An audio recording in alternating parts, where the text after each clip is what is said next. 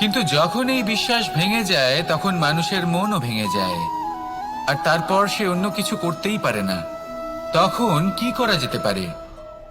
তিনটে কাজ আছে যা আপনি করতে পারেন। প্রথম, ভালোবাসা। যাকে আপনি ভালোবাসেন, যারা আপনাকে ভালোবাসে, ভুল যারই হোক না কেন, তার কাছে ক্ষমা চাইতে কখনোই সংকোচ বোধ করবেন না। দ্বিতীয় হলো বিশ্বাস। যারা আপনাকে ভালোবাসেন, আপনাকে বিশ্বাস করেন, তাদের বিশ্বাস কখনো ভাঙবেন না। তৃতীয় হলো আশা। যারা আপনাকে ভালোবাসেন, আপনাকে বিশ্বাস করেন, তাদের আশা আপনার সাথে জড়িত। তাদের থেকে কখনো কিচ্ছু লুকোবেন না। এই তিনটে কাজ করুন আর এই জীবন সুপ্রসন্ন হয়ে বলবে, রাধা রাধা।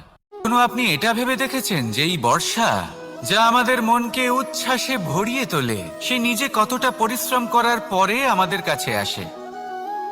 নদী হোক, সরোবর হোক, সমুদ্র হোক, তাকে সূর্যের তাপ সহ্য করতেই হয়। বাষ্প হয়ে আকাশে উড়ে যেতেই হয়।